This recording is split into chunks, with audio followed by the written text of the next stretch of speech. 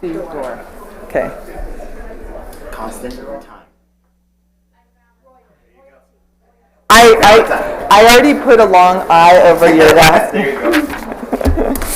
Gray on or gray off? It's constant. No, it's constant time. I did the long I.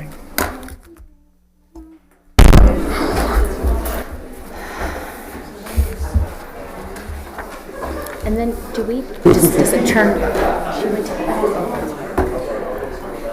do we just turn this on like this and then turn it off? So when we're not talking, turn it off. Okay. Mine is the scheduled end. Thank you. Good evening, everyone. We're going to go ahead and get started. I'd like to welcome you to our forum for the individual running for the County Board of Supervisors, the District 1 seat. I'd like to welcome our 5 candidates that are here: Claudia Rossi, Danielle Fedor, Johnny Camus has just stepped away, but he'll be back. Excuse me. Johnny Constantine, Rich Constantine, mixing Johnny and Rich together, and Sylvia Reyes. So welcome. I'm glad you guys were able to make it. And then we're coming from another event.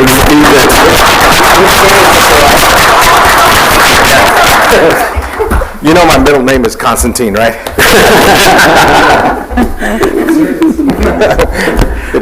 Before we get started, let me introduce myself. My name is Byron Kelly. I'm a board member for Leadership in Morgan Hill.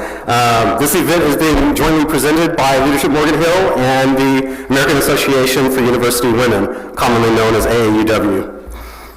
For those who are unaware, briefly, Leadership Morgan Hill's mission is to inspire leadership and service for a better Morgan Hill. It was founded in 1995, and over the last 25 or so years, we've graduated over 400 individuals to participate in Morgan Hill in different ways, usually in volunteering for nonprofit organizations, but also for committees within the city government and for political offices as well.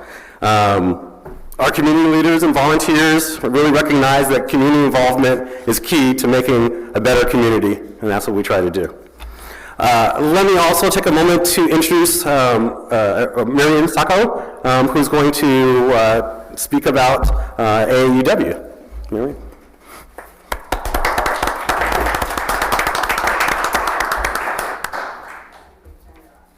Very bottom.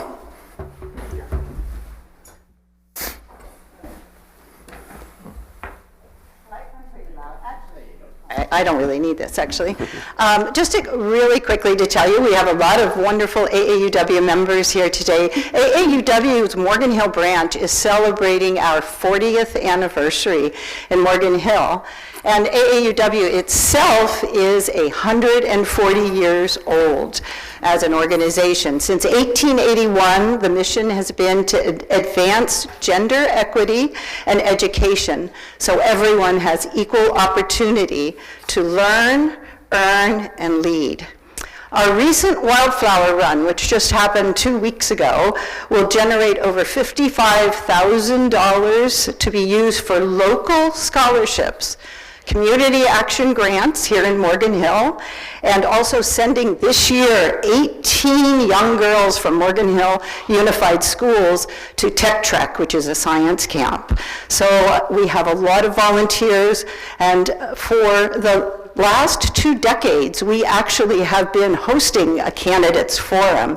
So we are very involved, not only in the city and in volunteerism and with education. So tonight, because you can see I have 2 signs on, I am a 2005 member of Leadership Morgan Hill, a graduate, as well as the president of AAUW, and I'm very pleased to say the 2 organizations have come together for this wonderful educational event. So thank you.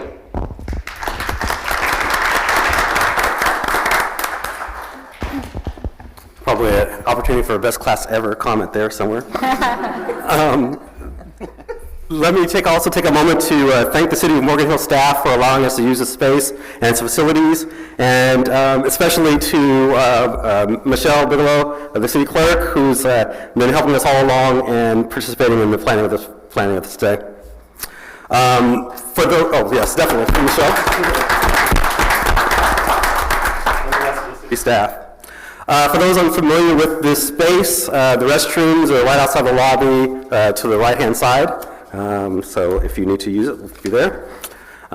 So without further ado, let's get the forum started. I want to remind everyone that questions have been submitted in advance.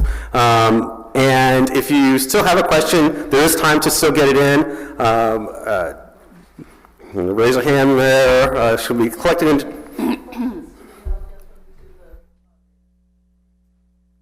All right. We do wish that everyone maintains a respectful behavior for both the candidates and the audience. We have two timekeepers, Jason and Yvonne, on the side here. Candidates will have 4 minutes for their opening statement, 3 minutes and a closing statement, and then as they're responding to questions, 2 minutes for a response and 1 minute for rebuttal if necessary. You'll get a warning within 30 seconds when your 30 seconds time is coming up, and then we just ask that you really conclude when your time is up, finish your sentence. This discussion will be facilitated by our Leadership Morgan Hill facilitator, Sheila Murphy, former teacher, principal, educational administrator for Fremont School District, and now an educational consultant. With that, let me toss it over to Sheila. All right, thank you. And just a gentle reminder to turn your cell phones off if you haven't already done so. Appreciate that. Thank you. Thank you, Byron. So I've already discussed with the candidates the seriousness of keeping our allotted time because we have a lot of really great questions and want to be able to get through as many as we can. And I also believe that showing restraint and respect of our time is a core value that we'd like to see in our candidates. So I'm very confident that they'll be mindful of this expectation. Once we will begin, we will change the order of who gets the question first. So as we begin our opening statements, we're going to start in alphabetical order by first name. That's how Claudia ended up in that seat, in case you were wondering how the seats were chosen. And then the first question Danelle will get, and we'll rotate through that way. And then they will get 4 minutes to do that. So we will start with that, our opening remarks. Thank you so much. Can everybody hear me? It is wonderful to be with all of you here in the community where I raised my two beautiful children, children who attended school, Nordstrom, Jackson, Oakwood, and near the place where my family worships, St. Catherine. I have held office for the last 12 years. I am the only candidate in this race that has been elected to county-wide office. I am very proud to share with you that I have served for the last 8 years on the Santa Clara County Board of Education.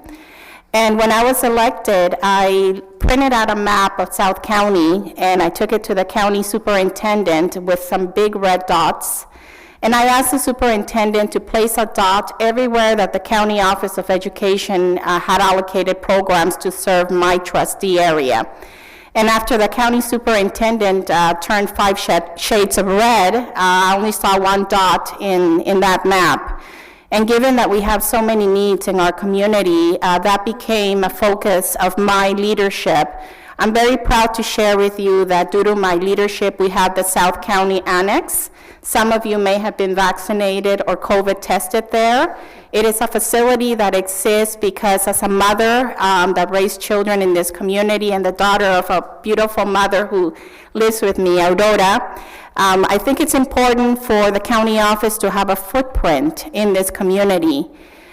We have in the South County Annex a migrant program, a program to recapture students who have not earned their high school diploma, and many other programs. I also secured funding for an outdoor classroom for our inclusive playground that is currently under construction.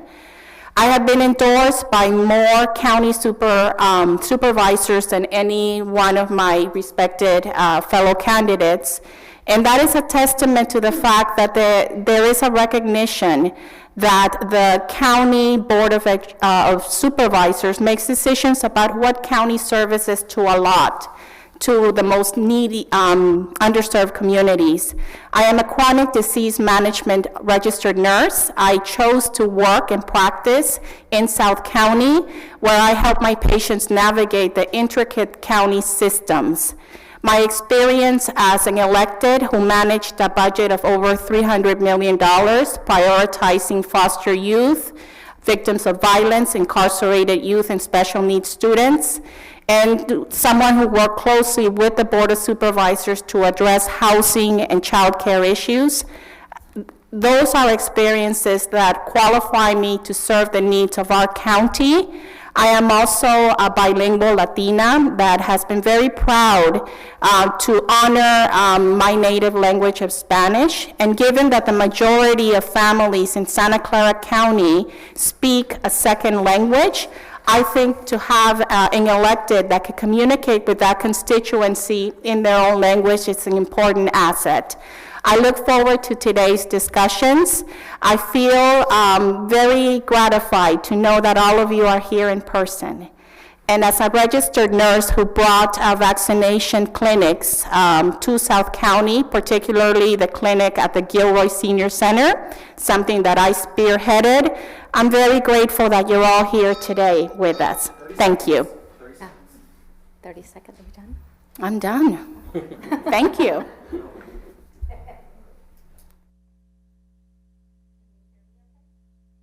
Hit it again. Is it on now? Yeah. Okay. So good evening. My name is Danelle Fedor, and I am a candidate for the District 1 supervisorial seat, and I respectfully ask for your support. I want to thank Leadership Morgan Hill and American Association of University of Women for organizing this forum. It is very nice, like Claudia said, to be in person. I have organized my statement into two sections. One, why I'm running and why I believe I'm the best candidate, and then a little bit about my personal background. I'm seeking elected office to ensure we have a voice for fiscal health and a voice for compassion and empathy by bringing a well-balanced perspective to the District 1 supervisor seat. There are 3 points that I'd like to share with you. One, I'm the only Republican candidate running for this seat, bringing a voice for fiscal accountability and responsibility that we desperately need in government, especially at the county level when there are numerous fiscal decisions that will be coming before the county now and within the next 4 years that will have a lasting impact on the quality of our lives. For example, in January 25 of 2022, the county supervisors voted to support building a new county jail, which I wholeheartedly support. The jail will be funded with at least $80 million of county general fund money. As your supervisor, I will ensure we stay on budget and meet the deadline. Second, I have hands-on experience working productively and successfully within political environments. I've worked for 4 elected officials, including Ken Yeager, a Democrat, and Pat Dando, a Republican. I have been described as a budget hawk due to my commitment to ensuring accountability in government spending. In 2010, I co-wrote Measure W, which proposed various cost-saving pension changes for the city of San Jose. Voters overwhelmingly approved it, and pension costs continue to this day. Savings continue to this day. Currently, as a current case manager for Life Steps, a nonprofit, and a former Santa Clara County rape crisis counselor, I understand the importance of ensuring that county resources are provided to assist residents and businesses, including the most vulnerable, like our seniors, foster youth, family, especially in times of need and crisis. My combination of fiscal conservatism as the only Republican candidate, getting things done within political environments, and my work within the nonprofit community showcases my empathy and compassion, make me uniquely qualified to serve as your next county supervisor. Just a little bit about my background. I come from a large middle-class family with over 35 cousins. I'm the oldest of 3 children. My mom is also here. And I'm an aunt to 5 nieces and nephews. My partner, Jim Zito, is an elected trustee with the Evergreen School District Board in San Jose. We've been in a committed relationship for over 10 years. We enjoy sharing our lives with his 2 children, and we are grandparents to our first grandchild, Miles. I am a first-generation college graduate and the first woman in my extended family to earn a four-year college degree in Bachelor of Arts of Political Science and minor in Women's Studies. I have a strong work ethic and solid time management skills, as I had to provide my own funding for higher education by working 3 jobs, including at PW Supermarket, while I was in college. I'm proud of the fact that I'm the only candidate not accepting endorsements or financial contributions from political action committees, unions, or any other organized group that receives funding from the county. Taking money from special interests shows a lack of impartiality and can have unintended consequences when voting on important fiscal and social matters regarding county business. My name is Danelle Fedor. I'm the best choice for Supervisor District 1, and I respectfully ask for your vote.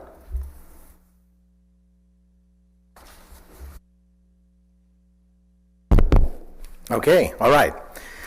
Well, thank you for having us again. My name is Johnny Camus. I'm actually a refugee. I was born in Beirut, Lebanon, and during the war in 1976, my family immigrated to San Jose. We came straight to San Jose, and I've been living within a few miles of where I grew up until now for the last 46 years. I tell you, when as the immigrant who didn't know the language when we first came, my family struggled. My mom had 2 jobs, dad had 2 jobs, and I basically had a job paper route when I was 12 years old. I put myself through college, working at Safeway. I even managed the store on Tennis Station back in the 1990s. And I earned a business degree from San Jose State University. Then I started my own business. I worked as a financial advisor for 20 years as a financial advisor, and then I got into politics because I thought the city of San Jose was really upside down on its finances. At the time, right before I came into office, before I was running, they were laying off police officers, shutting down our libraries, and shutting down our parks more than 3 days a week. I used my skills as a financial advisor after winning to look at ways we could save money. And in the first year, we looked at ways that we could save money, for example, on leases. I found a building that was brand new, empty, the police substation on Great Oaks Parkway, and we actually put in, I asked for funding to open that building. We got the funding. The building now houses the police academy, and we're saving about $1 million a year in rent. We also looked at ways to refinance bonds when I first came into office. The city of San Jose had $2 billion worth of bonds, all around all paying about 5%. So I looked at the numbers and I said, the interest rates are around 3%, and I worked with our finance department to look for ways that we could lower the payments on these bonds. And right now, it took us many years to actually refinance them because they had limitations on refi. But after all, $32 million per year are now being saved in interest rates. I'm an analytical person. I look at numbers. It's boring. Most people don't like to do what I do. But I could tell you that I have a proven track record of saving money. When I left office as a city council member, our police force went from 900 to 1,150, and our parks and libraries were open. I also, and the reason why I'm running for county, because I'm tired of having the same solutions. How many of you are tired of asking, when are we going to solve the homelessness issue? It's the county's responsibility. I have a 6-point plan on that issue, using analytics, using the county's own data to look for ways to solve this problem. Please look at my 6-point plan on the website. I think it's a fresh look at the way we're looking at things, not asking you for money and then doing the same thing and expecting different result. I'm here to do things differently. I'm here to challenge the status quo and make sure that we get results for our taxpayer dollars. You're not going to see me look for new programs that we're going to spend billions of dollars without actually having funding. 30 seconds. So I ask all of you, do you guys want to continue doing the same thing and expecting different results, or do you want to try something new? Please vote for me, Johnny Camus. Well, thank you, everyone, and good evening. And I want to thank the Leadership Morgan Hill, also the AAUW, and I want to thank the City of Morgan Hill for providing the facilities. And yes, Sheila, I will not hold it against you for sitting in my seat. It is really good to be back here in these chambers, and hopefully soon we'll be able to have our meetings here again. As a candidate and as a current mayor, you know, we're often asked, especially when you're running for office, is like, what did you do? What did you do to make someone's lives better? And the answer is by myself, I can't do anything. You know, people say, well, you're the mayor, you can do anything you want. No, that's not true. I need at least 2 other people on my board to agree with me. So I tend to lead by consensus, and I tend to take a team look at everything. As a 25-year veteran of the San Jose Fire Department, I've never been to a fire that was put out by one person. Everyone from the engineer that drove to the scene to the fire associate that at 2 o'clock in the morning was giving us coffee and donuts. So everyone has a hand in making our lives better. So that is the approach that I take to government. Now, everyone pretty much knows my story. I'm the mayor of Morgan Hill. I've been voted mayor twice. I was first elected in 2018, and I served on the council starting in 2010, and at the end of this year, I will have served 12 years. And as I stated, I've been a firefighter for the city of San Jose for 25 years. But that's the story that I like to tell, but it's not exactly the whole story. It's hard for me to talk about myself because, again, I'm not somebody who likes to tout my achievements. I like to put my nose down and get the work done. That's how I've always done my job as a firefighter. That's how I did my job as the mayor. But I also want to let everyone know that I also volunteer. I've been a volunteer for the American Red Cross. I've donated over 5 gallons of I almost said gas. That's something what's on my mind, of blood over the years, knowing how important it is to do that. I also volunteered for the 2010 earthquake in Haiti. My then girlfriend, now wife, and I went to Haiti for a week, and for a week I was a doctor. Partly because of the misogynistic attitudes of the Haitians that were there, that if you were male and you were working in the hospital, you must be a doctor. Of course, the female Canadian doctors that were working with me at the time, they nipped that in the bud pretty quickly. But I can tell you that I know firsthand what it is to suffer and need medical attention. As a firefighter, responding to calls, seeing people in their lowest points, and bringing them some sense of solace. And as a volunteer with the Red Cross, I was a member of the disaster action team. The disaster action team didn't just go to natural disasters in the country. We also went to every fire that was there. So before I was a firefighter, I was actually responding to fires. And you'd be surprised to see the look on people's face when after they've lost everything, when you provide them with a blanket or you provide them vouchers for food, so if they were staying with a family member that they wouldn't be a burden to that family, or that we were giving them a place to stay. So these are the things that I would bring to the position that I bring to the position as mayor, but also I would bring to the position in the county. Working as a team, 15 cities in the county have the same issues, unhoused issues. 30 seconds, got it.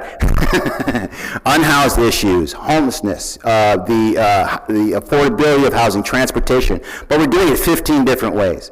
I think we need to work together. We need to pool our resources and making sure that we all attack the issues that are facing all of us and not just moving them around. The county has a hand in that, but so do the other 15 cities, and we need to work together. Thank you very much, and I'd be honored with your support for my candidacy for supervisor.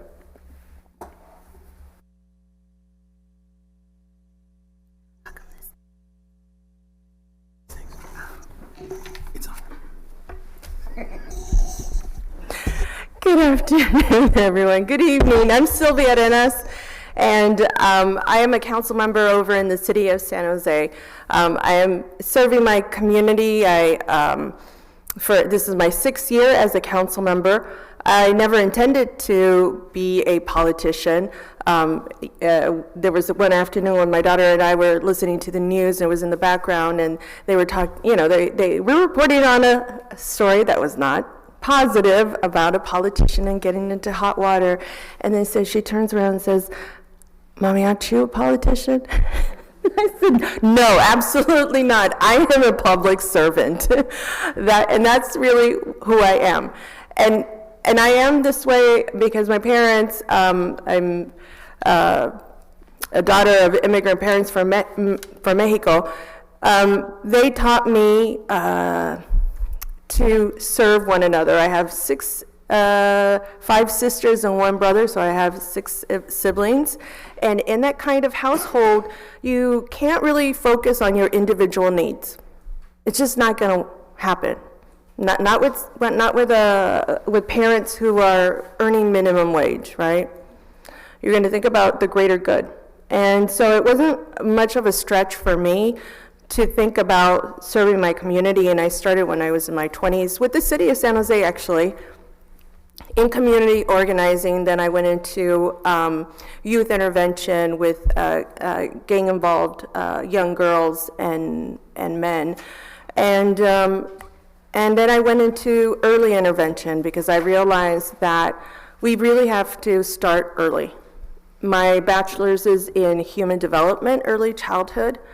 And so it was, really lining up. It just set a path. Life is strange this way. It sets a path for you to follow. And so when my son was born, he was born really early. At 29 weeks, he was going to have some learning issues, and that's exactly what happened. And so, I filed that letter and report so I can have an individual educational plan for him, and they wouldn't provide services. And so there's nothing like a mama bear to get the job done, and that's what I turned into. And I figured, if I'm in early intervention, at that time I was doing assessments myself, what happens with the other parents, right? And it opened up my eyes about changing the rules and changing the system for families. Because if you change the rules, then you change the game and the end plan for those families and for those children.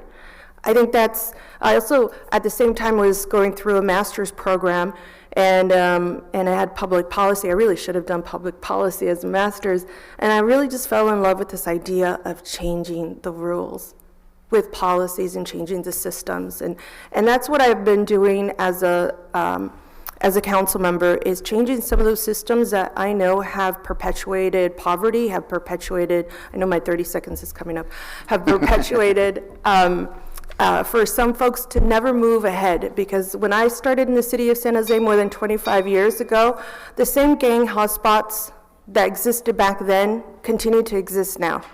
And so we have to change those pipelines, one from the school to prison pipeline. And for the young girls, it's a pipeline that I'll talk about a little bit later, but it's a sexual assault pipeline that leads to domestic violence, that leads to sex trafficking, to sex work, and nobody talks about it. And so I'm a collaborator, I leverage resources, and I'm really passionate. All right, thank you, everyone. So we're going to get into the questions now. Read throughout this evening have been received either via email prior to this evening or from tonight's audience. The questions that arrived via email were reviewed for the first time by the committee last night and decided on. Unfortunately, not all of the questions that were reviewed we will be able to answer this evening. It'll be based on how much time we have, and including the questions from all of you this evening. In some cases, we did combine similar questions to ensure the maximum number of voices are heard throughout the evening, either with emails and with tonight's questions. None of the candidates have seen any of these questions prior to tonight. So we're clear. As previously stated, every candidate will get 2 minutes. They'll get the ding at the 30-second mark. After everyone has gone, they will get 1 minute if they choose to rebut or have any additional comments on that question. And we are going to start with Ms. Fedor. What would you do to support open space and or agricultural lands in South County that could be annexed by Morgan Hill and Gilroy? Is this on? Yeah. Okay. So very good question. That's a great question to start with. I want to share that when I was younger, we lived in Delhi, California, which is right on the 99. It's south of Stockton and north of Fresno, or the other way around. And we had an almond orchard there. My family lived in Boulder Creek, California, near Santa Cruz, and we had a family farm. where we raised animals and had them butchered, and that was our meat for the winter. We also raised daffodils, and my dad was a general contractor. So I'm very familiar with the importance of agriculture and agricultural lands, and making sure that we preserve not only open space in Coyote Valley that can be used for public use, but that we preserve agriculture for private use as well. District 1, as we know, is very unique. Agriculture uses are not only important for personal use, but they're important for our business, and not many people remind us of that. My mom and I drove down here this morning, and we passed the mushroom plant, and we passed, other businesses, and I thought, look at all these businesses. They're not on Main Street. They're not selling antiques, but they're just as important. So I would be a voice for keeping agricultural land agriculture. I always think it's stop time. And working with the owners, I know there are some people that may want to develop their property, and so balancing the need to keep our land agriculture and open space with some areas that may want to develop. But I'm supportive of agricultural land, I'm supportive of open space, and I believe we need to make sure that we keep our land in South County working for the businesses and for the people.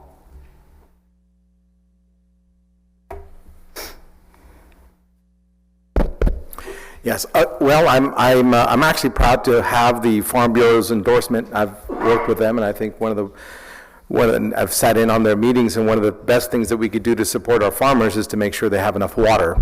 Water is their lifeblood of making us food, and it's important for us to make sure that they have water, and we need to work with a water district to make that happen. That being said, I have a long track record of protecting open space. I helped Mayor Sam Liccardo and Sylvia Arenas with Measure A. I supported that. We protected the evergreen foothills from being developed. I supported Measure T, which is the bond that created the monies to buy the Coyote Valley. I worked with the Open Space Authority to buy 80 acres of the Santa Teresa foothills over my 8 years as a council member, and I'm willing to work we actually in the city of San Jose we even protected I think about 100 or 160 acres of the water treatment facility for the burrowing owl population that we have, an endangered species. So I have a long track record of working with environmental agencies to protect open space and make it accessible to our community. And I also have a great track record of making sure we're going to sit down and work with farmers and see how best to utilize our land. Okay, that is very disconcerting, that bell. How best to utilize our land. I've also been endorsed by the head of the Cattlemen's Association, because I believe making to allow cattle to graze in our open, especially the county property, so that we can bring down the fire danger. Again, I want to bring people together so that we can work on solutions. We can keep our food local and our open spaces open. If you think that bell's disconcerting, you just spend a night in the firehouse. It's easy to say what you're going to do, but I've done it. When I was first elected to the council, I was the only vote against bringing an annexation request to LAFCO. And then for the Southeast Quadrant, open space that is in our sphere of influence. And when the Catholic High School again wanted to annex agricultural land, I was one of 2 votes against bringing the annexation. So I have a track record of maintaining and preserving open space. As chair of LAFCO, that is my charge, is to make sure that cities grow in a way that doesn't promote sprawl. So I have a track record, and it's not just me saying it, you can look at my record. But it's also important when we talk about agriculture that we just don't say, well, if you leave it there, it'll be fine. In Morgan Hill, our ag preservation plan has actually been a model for the rest of the county. They don't like to say it, but they've modeled it after their ag plan after our own. But I can tell you that it is also very important that we provide the ability for people who want to farm, that don't have the wherewithal to start up a big farm, that we give them the opportunity, whether that be through grants, infrastructure, or anything like that. Because, as was mentioned, there are farmers that don't want to farm anymore. Their kids aren't interested in farming and they want to move on. But what we can do is we can offer them the ability to sell their land in conservancy. They still own it, but what happens is that we give them money.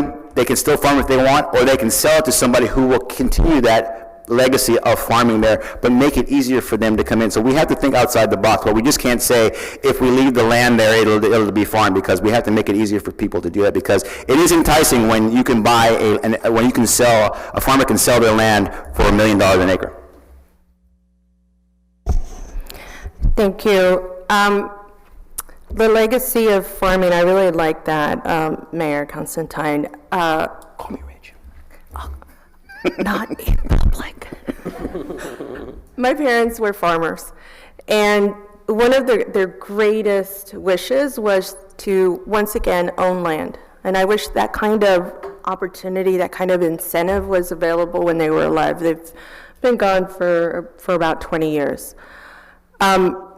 They purchased land in Mexico because that was what was, possible for them. And, my dad would go back and forth and try to farm, try to grow things. Sometimes it would work, sometimes it wouldn't. But, he was at that point, he was retired, and it was just a passion. And I wish there was a lot more of that kind of opportunity for folks who are local, who are, farmers are at heart. And so that is absolutely something that I would support in the agricultural plan that the county has. There is part of that is creating those incentives for farmers at a more affordable price.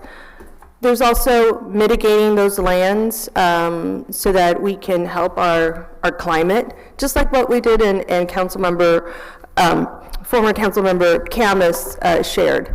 We both supported Measure T. We've both have fought against folks who want to annex too much. And we also in my district fought Measure B, which is a really rich developer that wanted to take over 300 acres in my district and turn it into just housing. And it was a gated community. And so I have protected our land. I have the largest district in the city, and it's very similar to Morgan Hill and the southern part of the county. Thank you so much. Preserving the character and the value of our farmlands means a lot when you consider the need to support food security, the preservation of ecosystems and wildlife, climate resilience, when you consider that fire seasons are 3 months longer than they used to be. We recognize the imperative of following the framework that was created by the Open Space Authority and the county, along with many partner agencies that call for incentives to keep farming land agriculture, incentives to support sustainable farming practices. And those are important elements that are spelled out in an ag plan that promises to be, I think, something we could be proud of as a region. I also celebrate the fact that the ag plan has included recommendations for housing for our ag workers. And one area that I want to really, really focus on is to ensure that that housing for people who are waking up at 4 in the morning and working in conditions that most of us wouldn't survive for a day, truly, that those facilities recognize the dignity of the people that are working in the fields. And so luckily we do have a framework in place, and as a supervisor I would fight also to treasure San Martin community, to do all that we can to support farm-to-table tourism and to recognize the challenges that the San Martin community has had. And so fundamentally, it is to support the provisions of the ag plan that we have in place. Thank you. Wonderful, thank you. So now everyone will have an opportunity, if they would like, for 1 minute. To do what? To add anything you want. If you wanted to add anything. Okay. On any item? On this This one. particular question. Oh, okay. I'm sorry. Is this It's the okay. first time it was offered? I can add one thing. Okay. I was the president of the Santa Teresa Foothills Neighborhood Association for 4 years. And the reason that we existed, and they're 25 years old, is to protect the Santa Teresa hillside. And so in that role, I worked very closely with the Open Space Authority, and we were and have been successful in keeping the Santa Teresa Foothill Range open space. There was a developer who came in, a lobbyist, who wanted to develop part of that property and change the zoning, and there were probably over 2,000 of us who were against it and were able to stop the zoning change. So I wanted to share that with you as well as part of my community work. Yes, I agree with that. Then I was working for me at the time, and I made sure that the developer didn't develop the area near Winfield, because they had promised, previously, they had owned other pieces of land, they had promised that they wouldn't develop it, and I made them stick to their word.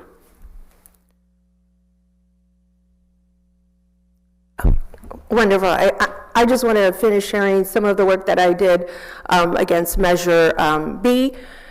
We call it Measure B for billionaires.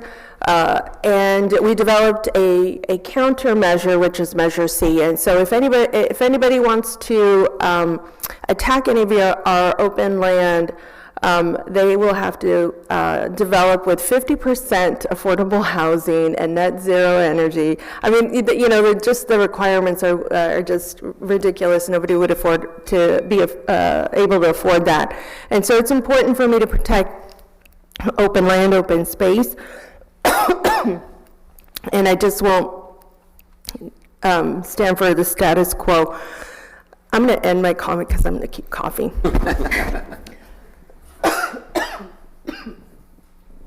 Okay, great. All right, so we have our next question, and you will start with this next. Okay. You will go first. Given the fact that hundreds of your constituents work in the legal cannabis industry, do you support the legal cannabis industry? First part of the question. Second part is, do you support grassroots efforts to overturn prohibitionist moratoriums banning the industry in towns within South County? Well, when I was in office, actually the city of San Jose was challenged. We had over 158 cannabis dispensaries, and we thought that that was way too much. Everything was out of control, and we decided to curtail the activities of the cannabis industry by creating zoning laws and requirements around school and rehabilitation facilities. Those and creating licensing. Actually, we created a lot of the laws that are being used at the statewide level now. And so it took us a couple of years, but we actually narrowed down. We actually went from 158 or 68 dispensaries down to 16. And we made sure that these 16 dispensaries do not operate anywhere near schools, drug rehabilitation clinics. In fact, they're pretty much in industrial zones. I am a person who likes to have people have their personal freedoms. I don't like to tell them that they should not be smoking marijuana, but I also don't want to push I don't want to push cities to do anything that their population doesn't want to do in their own cities. So I will not intercede my opinion if Morgan Hill doesn't want the marijuana industry in their limits. Oh my God. Or Gilroy or San Jose. But I only could tell you from experience, people will be smoking marijuana or doing whatever with cannabis. And so to have San Jose have the ability to have people do things legally has worked out for us in the city of San Jose. So to answer the question, yes, I support cannabis. In fact, when it was brought before our council, I was one of 2 votes. And if you do the math, 2 is not enough. That's not the majority to have cannabis sales in Morgan Hill. However, we did pass the ability to tax the delivery of cannabis.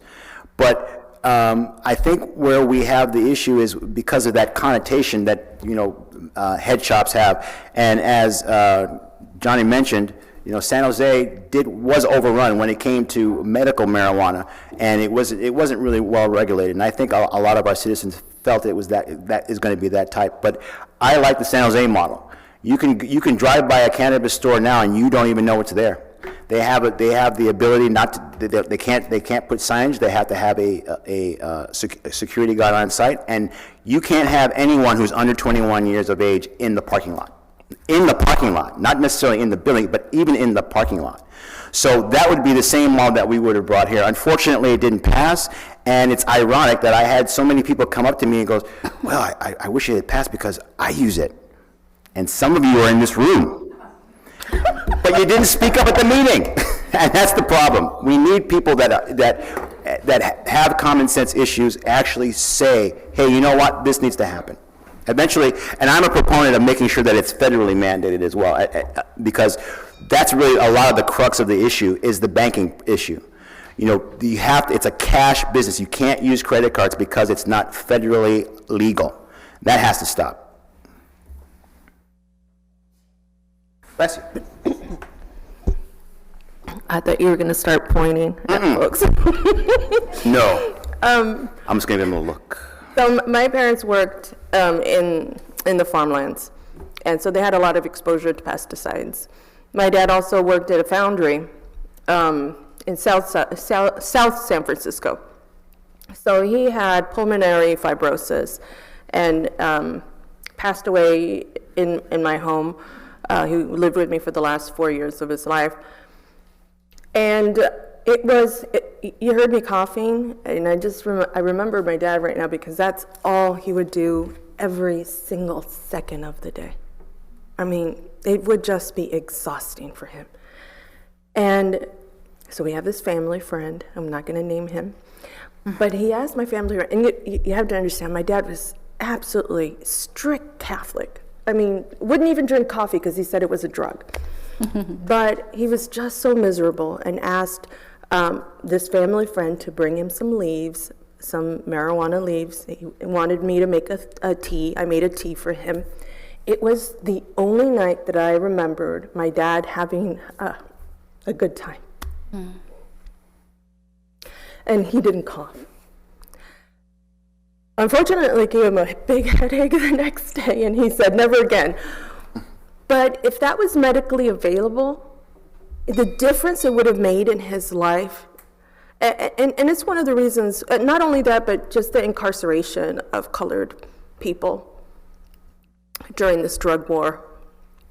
I won't go there, but I think that everybody is responsible for themselves and they can decide how they want to use it.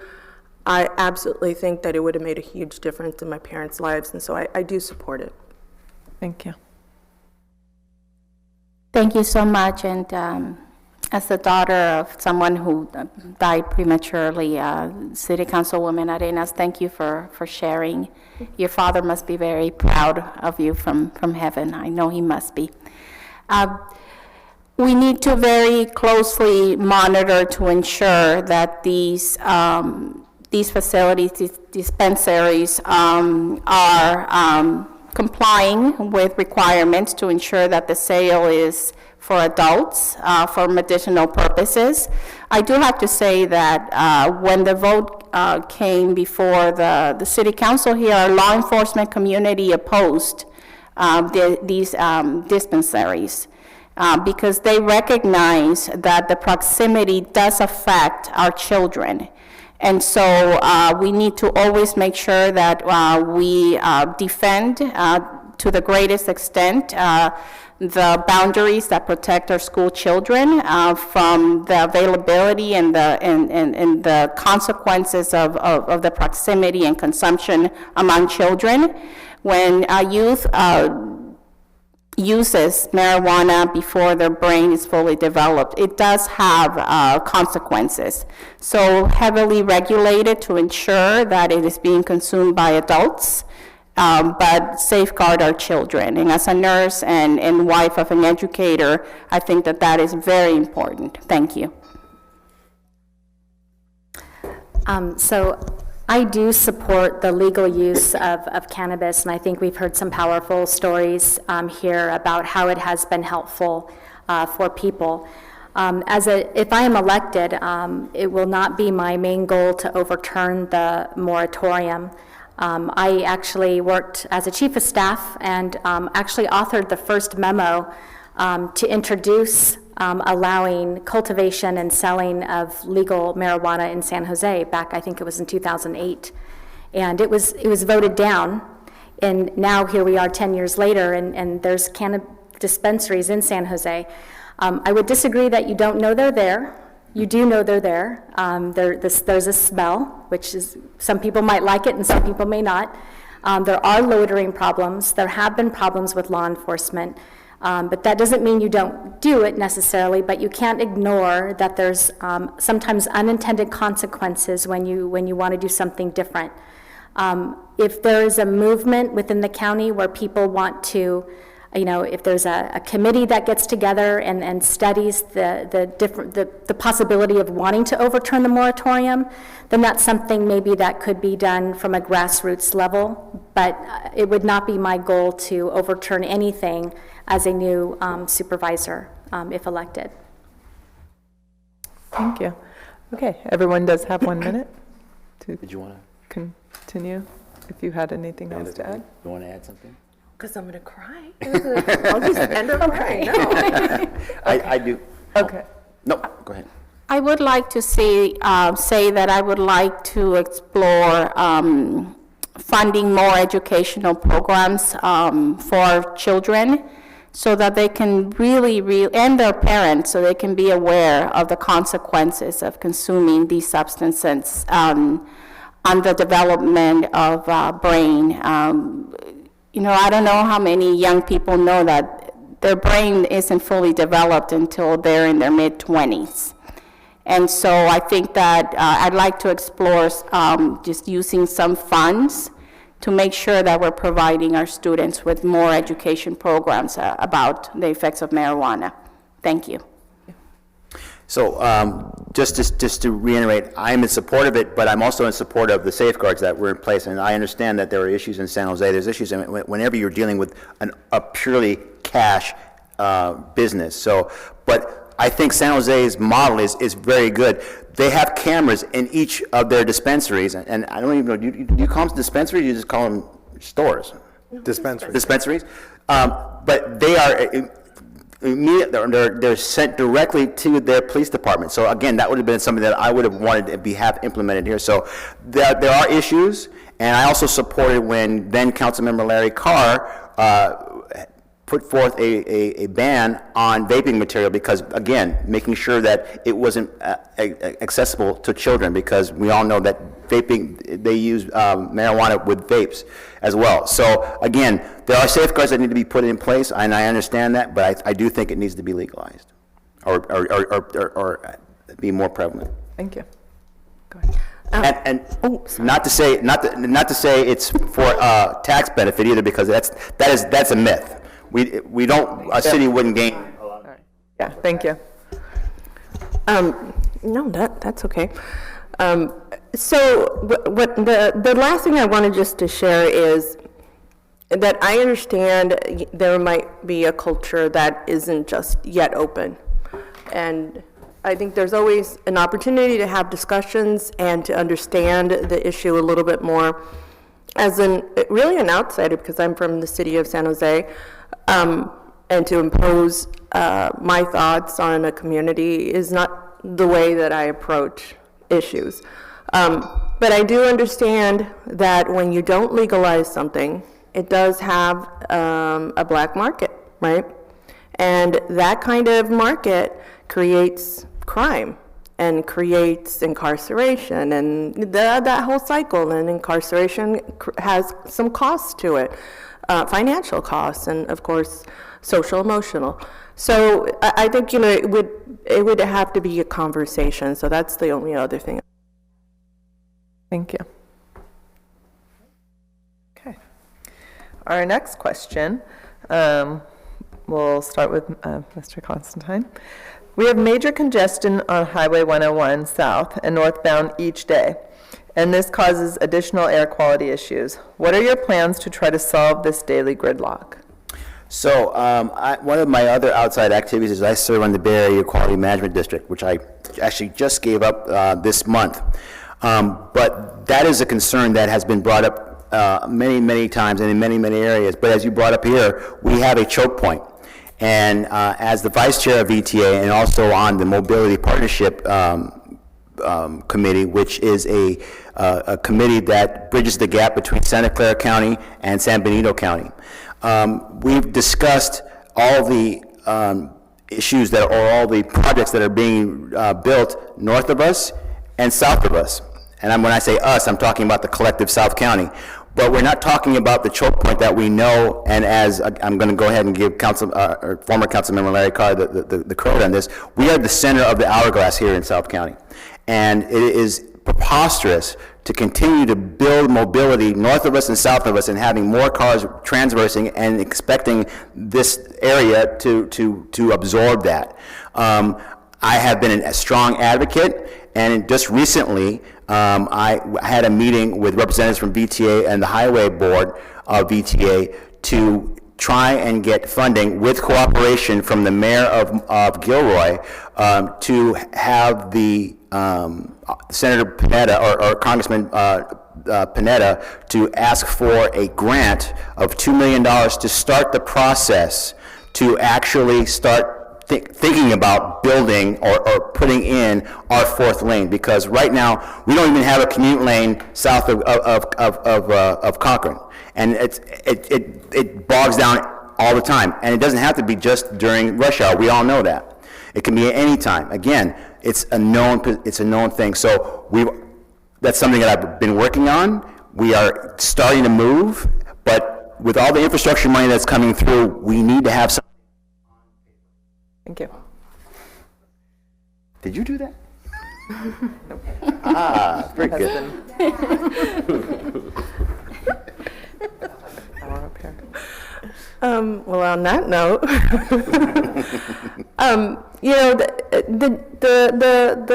the issues with traffic are not just on the freeway, although I agree with you, Mayor. I do think an additional lane would absolutely alleviate traffic. But it also has to do with families leaving in drones from this economy. My parents, and I shared a little bit of who I am and who they were, they purchased a home on the east side of San Jose for $90,000. My mom was a stay-at-home mom, my dad was a cook at that point. There is no way that a working class family can achieve that American dream of owning a home, not in Morgan Hill, and you have to go maybe 2 hours away. That's also part of the problem. This high cost of living and the jobs that are maybe here in some of the city centers, although a little bit north of us, they have a better ratio of jobs to housing than the city of San Jose does. We don't have a one-to-one just yet. And we're kind of subsidizing the Palo Altos, the Mountain Views, because it's more affordable to live in San Jose. Maybe Morgan Hill, maybe Gilroy, right? At one point it was more affordable. I don't know that it is that way anymore. So it is a complex issue. I do think that we need to increase the Caltrain schedules to more than twice a week if we want to really get people out of their cars. And we have to create local jobs so that way we don't have these super commuters. They have a name for them now, super commuters. We have to be able to get to a point where people can live where they work. This is why representation from someone that lives in this community matters. As a registered nurse working, living in Morgan Hill and working in Gilroy, I dealt with the hazards that are caused by the congestion on the 101 and the commuters that use the back streets of San Martin, affecting the quality of life of so many of our San Martin neighbors. I would say that we need to aggressively seek funding to address the lane reduction that has really affected our quality of life. And I think we do have an opportunity with the infrastructure funding. I also want to point out that there were funds to electrify the lines, but as usual, because we lack representation from someone who actually lives in this community, those funds for electrification didn't make it to South County. And so it is time for us to aggressively seek those funds. It is affecting our quality of life, and I think it's a public health issue as well. Thank you. Yeah, I support, I think that what Claudia and Rich, with you living here in South County and the work that you've already started, if I was elected, I would want to continue your work. It's really important to receive the funding necessary for the fourth lane. It's not only a quality of life issue being in traffic, but you're missing time with your family. It's very, very bad for our climate and our environment, and that's just not healthy overall. I am saddened to hear that the funding that was promised to South County did not come to South County for the electrification. If elected, I would make sure that South County is respected and that the funding necessary for transportation is there. I think that's wrong, and I'm always disappointed when there are ballot measures and they promise funding and you're excited about it and you vote for it and you're lobbied really hard for it, and then it happens, and then it's 5 years go by, 10 years go by, and then the money runs out and there's no money left. That happened in San Jose. We passed a ballot. It was supposed to include a firehouse. They ran out of money, so what did they do? They passed another bond and included the firehouse again. So now you're taxed twice for something that you haven't even received yet. So that's too bad. I'm really sad to see that. But I will say, specifically regarding the 101, I'm completely supportive of adding a lane, and certainly would work very hard to make sure that that funding would come to South County. We're going to go protest after this meeting, I think. Well, I can tell you I have a proven track record of working with South County leaders. I did work with your former mayor, Steve Tate, Larry Carr, and Kat Tucker to secure funding for Morgan Hill to be used on transportation. I made sure, because I sit on VTA, I made sure our money's being spent wisely. When I was on VTA, I was looking for ways to save money because it is our congestion management agency. People don't know that. Their scope is beyond just public transportation. They actually are the ones who oversee highway expansions. I did fight for funding in the last tax for highway expansion along 85, and I did get it into the bond, $385 million. And I want to look for ways to actually save money. There are projects that the county is still working on, the VTA is still working on. They're a disaster. There's a extension of light rail that was planned 20 years ago. It still hasn't gotten done. It was originally supposed to be $200 million. Now it's $566 million. And it's only going to move, I actually did the numbers today. I got it off their website. It's going to move 1,224 people a day for $600 million, and that's just the construction cost. That's more than $500,000 per rider, and that doesn't include ongoing expenses.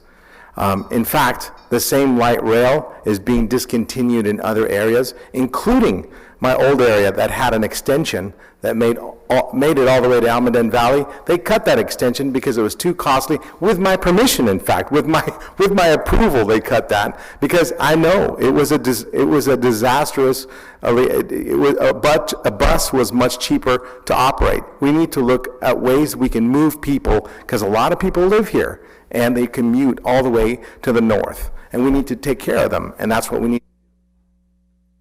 Great. Okay. 1 minute for anyone who would like to, yes. So I would like to just to gently correct my colleagues here on the dais regarding the funding of the Caltrain electrification. There actually wasn't any funding for the electrification south. And how I found that out was because I'm on the Caltrain LPMG, the local policy management group.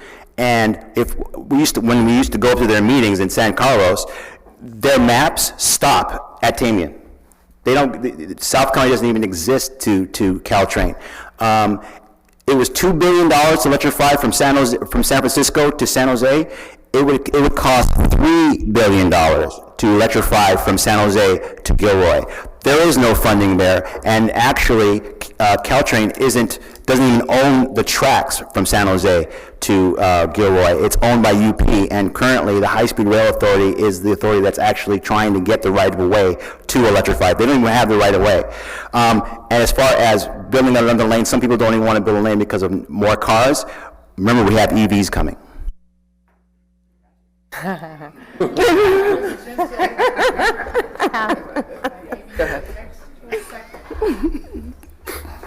There was a grand jury recommendation, which is probably the second or third recommendation, that the structure of the VTA board be established to do away with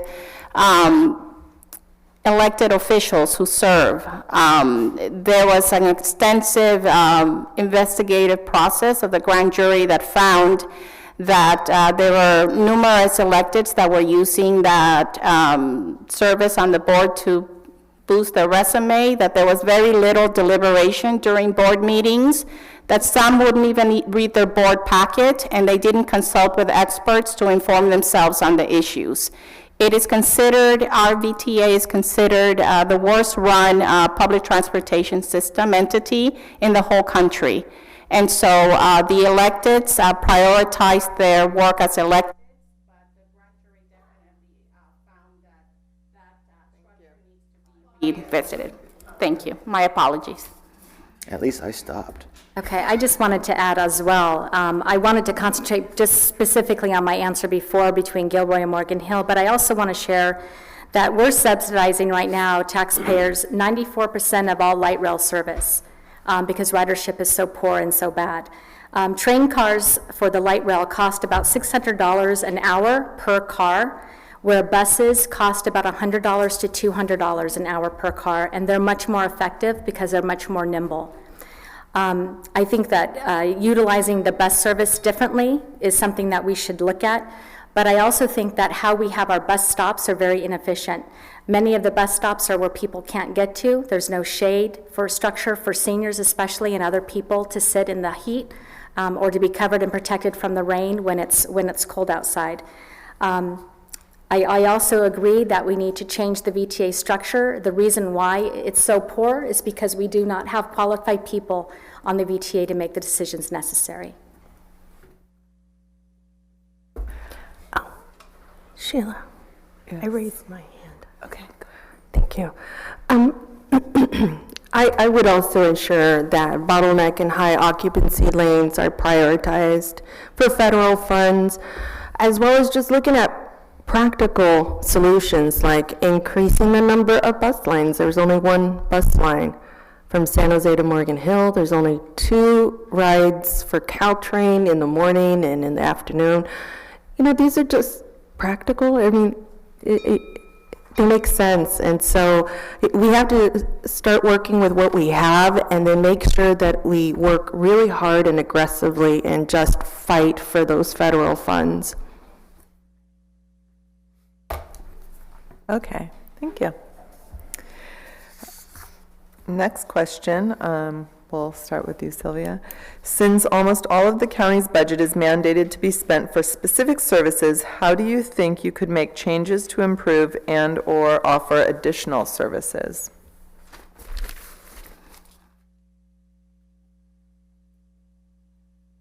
Well, it depends on the kind of service that we're talking about. There's some funding that you just cannot touch. But what is coming down the pipe through the state is CalAIM, and the county has already a framework for this, and this is CAST, which is cross-agency service teams. That means basically that the county would then, all of their departments would really work in a system of care, so that you don't have to go to two different places. It's all the county, and you would have referrals from, you know, if I'm receiving Medi-Cal, I could also get a referral for childcare. I could also get a referral for many different things. That's leveraging our resources, right? It's not it's preventing this duplication of service. The same questions that are asked at maybe a Medi-Cal office will be asked at the childcare office. Why not have one person ask those questions? Put it in a system that everybody can access, make it more efficient. One of the things that I've been doing in the city of San Jose is really working on system improvements. I've created audits, requests for audits, so that we can see where we can establish standard operating procedures, change some of the rules, change the way that we deliver the service. It's not only just about budget, it's about the efficiency and leveraging those resources. And I've been working with the county already. I've had about 6 joint meetings with them and the chair of the Neighborhood Services Committee, and we have provided devices for digital inclusion. I'll tell you the rest of it in my extra.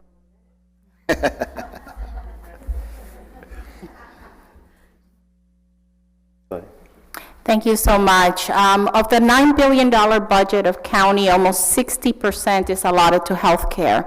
The county actually runs the largest healthcare delivery system in all of Northern California.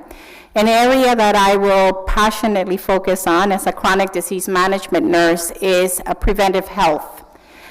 So many of the emergency room admissions can be traced back to diabetes, hypertension. These are conditions that with early detection and by connecting members of the community to nutritional counseling and case management, you could save a great deal of money.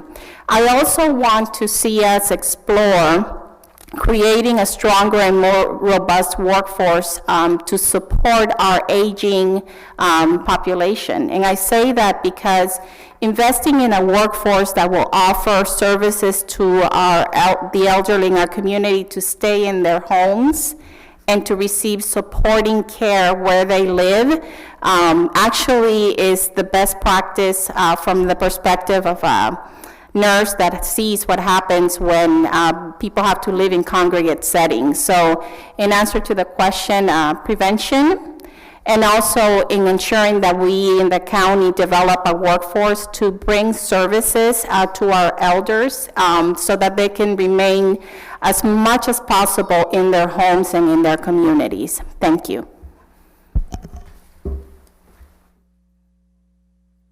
Is it okay to go? So I, as someone who's a fiscal conservative, it really matters to me to make sure that our money is being spent prudently and effectively, and it's reaching the end user the way that it is intended to. I think right now we have so many different, as Claudia shared, one, we have 60% of the budget going to healthcare, and that's really important. But it's really important to make sure that that money is actually reaching the end user, and that it's actually accomplishing the goal sets that the money is supposed to do. And I'm a firm believer in audits. In fact, I think it's the only way to really gauge how money is going. And it might even show that we might need more money in places we didn't know, right? Because audits can be objective and kind of really dig in and show us if we're using our money effectively or not, and if we are, Maybe we need more, and if we're not, we can scale back, and then we can take the money we save and put it into other areas that are much more effective. I work for a nonprofit called the Family Self-Sufficiency Program. I work with people who have Section 8 housing vouchers who don't want to be on a housing voucher anymore. They want to learn skill sets on how to earn good credit and how they save their earned income. So it's a hand up, it's not a hand out. And I think it's really important that our community services reach people who want to help themselves, who want to become first-time home buyers in 5 years, and they can, because they're learning the skill sets. Lastly, I would say as well that I'm also concerned about senior population. Technically, I'm a senior because I'm over 50. So I need the money too. But my point is that people are living longer, and it's important that people stay in place and live in place and be able to have the resources available to them, especially transportation.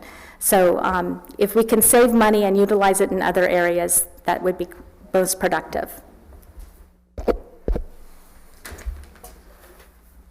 Okay, so it's not good enough just to believe in audits. You have to do something about it once you have the audit. I think it's important to analyze some of the audits that's already been presented. I took the liberty of reading an audit on mental health services done by the county, conducted in 2019. Some of the recommendations were that they thought that there was too many vendors in the program and there's not enough coordination.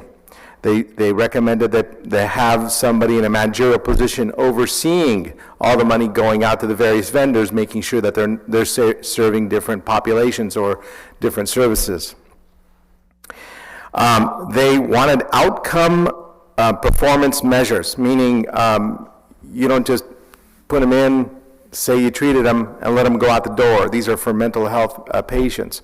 They wanted outcome-related measurements, and I think it's important to follow through on those. This thing was conducted in 2019. I don't believe that there is somebody overseeing all mental health and homeless services at this point, and I will make sure that that gets implemented, a kind of a homelessness czar. Another thing that the audit recommended was they're not applying for existing grants. I mean, this is money at the state level that they weren't applying for. They started, of course, they did start applying after this audit, and they have implemented programs that I'm very proud of, like the programs that are allowing mental health experts to go along with police officers. I could talk to you about more of the audits that I've been asking for and working with in my next minute.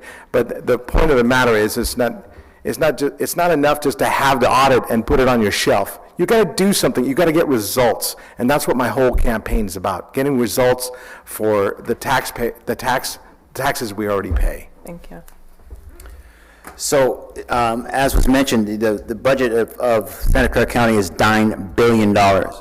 And that sounds like a lot of money, but when you're talking about providing services to a county that has nearly 2 million people in it, and that the county is where we as cities look towards when it comes to providing health issues and mental, we talk about unhoused and making sure that let the county take care of that. There needs to be accountability. I completely agree with that, but we also have to figure out a way to grow the services that we have. We do not have enough services for the people that need it in this county. So somehow we have to grow the pie. Now, I'm not advocating before the conservatives on this panel come up and say, well, you're advocating now for taxes. I'm not advocating for that. But I'm saying is that every year the county does their budget. They do it annually. And April is now the time when all the departments, the 5 departments, are now going to go before the board and give their recommendations for the budget. That is the time when it's time for us, the people of the county, to voice their opinion, to say this is what needs to be done. I would be that advocate, because that is something that we know has to happen. There's just not enough voices that will speak up. You know, when we talk about mental health issues and substance abuse issues, you know, right now, currently, 911 system is the majority of the way that people who suffer from those maladies deal with that issue. And how do we handle that? They go to 2 places. They either go to the hospital or they go to jail. That's not how it should be in this county, in a county that is as rich as ours. We need to provide better services. We need to work on making sure that the least among us are taken care of, and that is something that I will concentrate on. Thank you. Okay, anybody have a minute?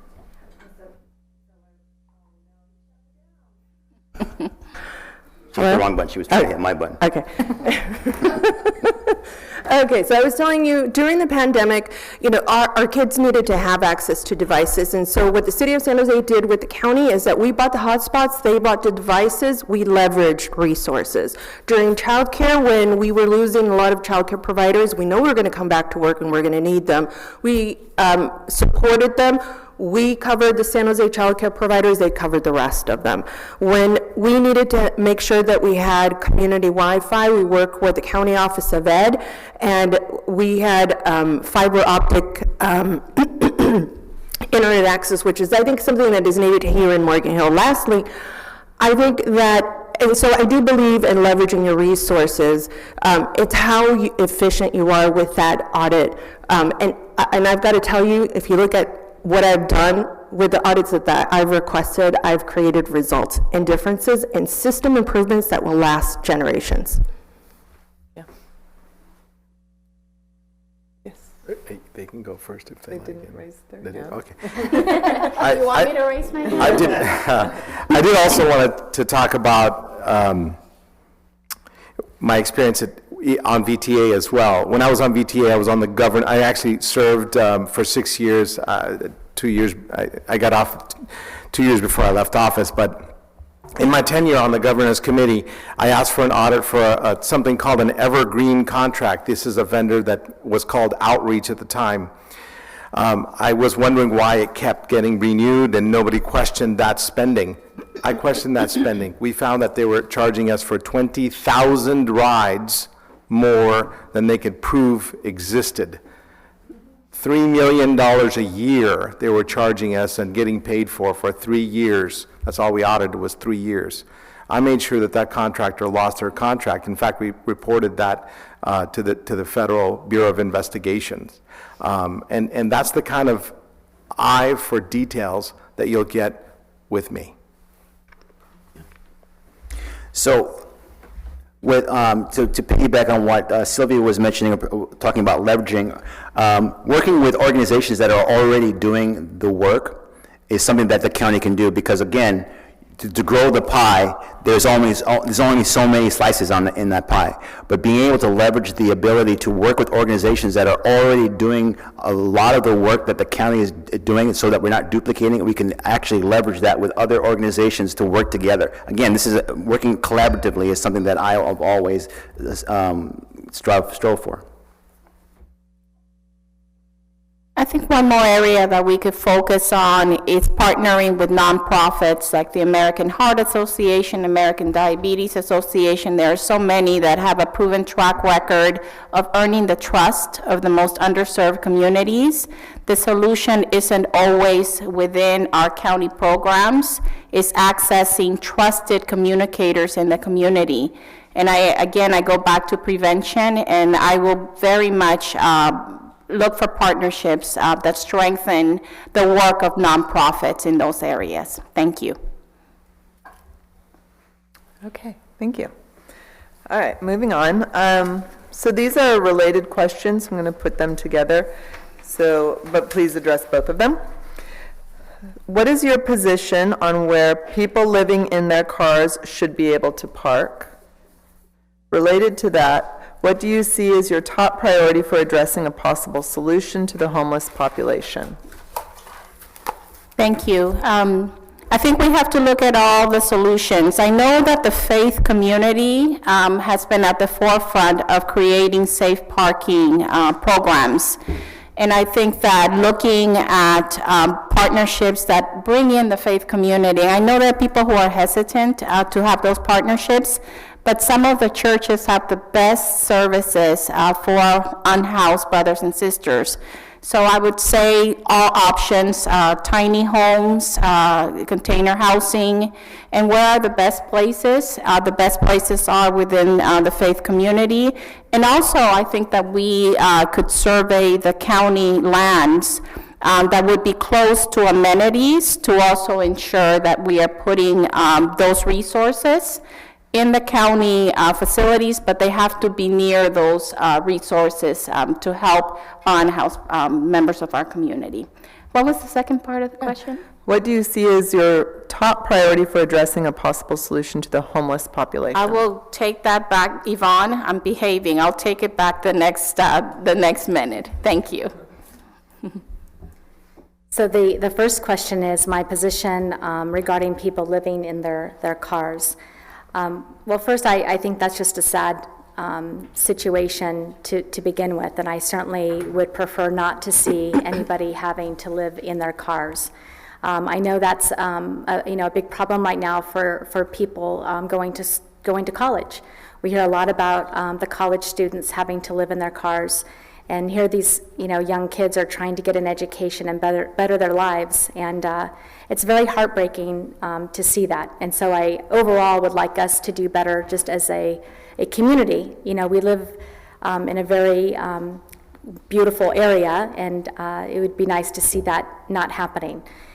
So I go to St. Francis of Assisi in San Jose. My partner, Jim Zito, donated one year all the funding necessary to feed and house homeless on site. And then we also allowed people who are homeless and living in their cars to park on site during the cold winter months. Back in 2017, if you remember, that was a very wet year. I think it's really important for the private industry to help out in allowing their parking lots to be used at night so that there are safe places. They usually have security so that homeless people living in their cars can be there. So those are two examples. Regarding the homeless problem overall, I do feel that there is a mental health component there, and I support, even though I'm a Republican, I support Governor Newsom's Care Court, and the Care Court is now moving through legislation. I hope it becomes a bipartisan, accepted through bipartisan means, and that would be something that all counties would work with in unison in addressing mental health for the most people in need. Yes, I could talk about this thing for half an hour. I literally have a 6-point plan that I published about a month ago, and it delves into the underlying issues that cause homelessness, drug addiction, mental health. I got all these statistics from the county's website. 42% are mentally ill, 35% are drug addicted, 27% have left the prison system, unprepared, I might add. 19% are from out of state, and I have ideas on all of these. But to talk about the car issue, it's funny, we actually piloted a lot of programs in the city of San Jose in my tenure. Number one, we actually tried to do homeless prevention funding. If somebody was about to lose their apartment, they can call the city of San Jose and ask for a voucher to help them get over a 6-month hump that we would pay for their rent. Other things that we've done, I actually co-authored a memo with Danelle's former boss, Pierluigi Oliverio, to allow churches to house people in the churches. It was not allowed before we wrote that memo. And it was piloted in my district. It was, District 10 was the first,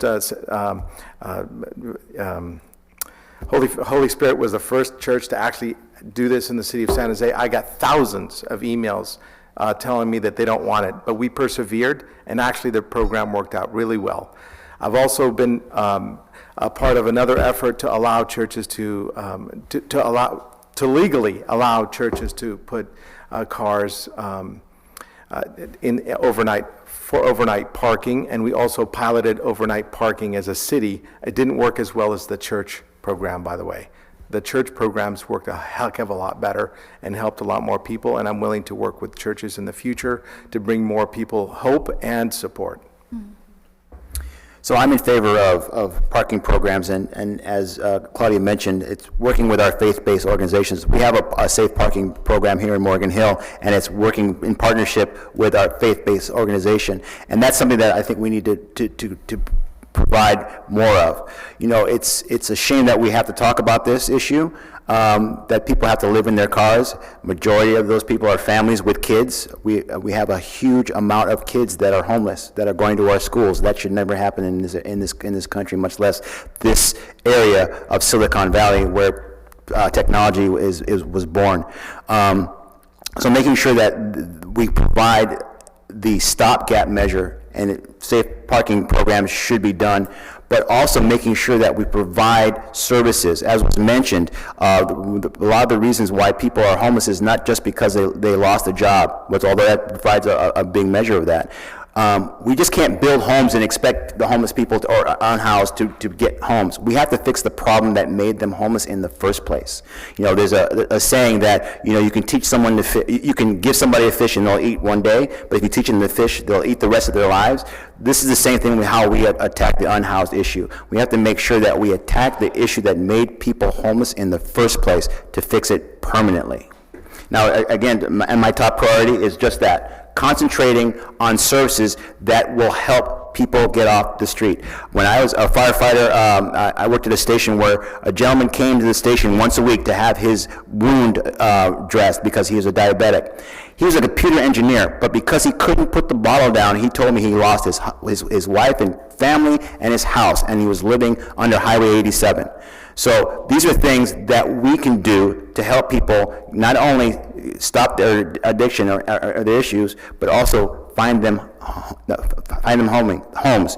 So I am again in favor of. Thank you. Give me 2 seconds.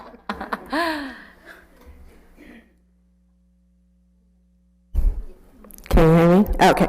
All right. So when I first started at the City of San Jose, the housing department really focused on just building affordable housing, and not a lot of services, because they expected the county to have the answers to this very complex problem, which is homelessness, and we've just seen it deteriorate. But I really pushed the agenda because I know that there's a lot of children who are homeless who are living in a car with their parents. And so I actually helped establish our first safe parking program within the city of San Jose. We learned a big lesson, and that was that it doesn't work if it doesn't have support services connected to that. And so we had to make sure that we had some support services. But for family, and this was for families, the first day that we had this program, there was 300 calls. We had like 16 spots in the first site. Can you imagine that?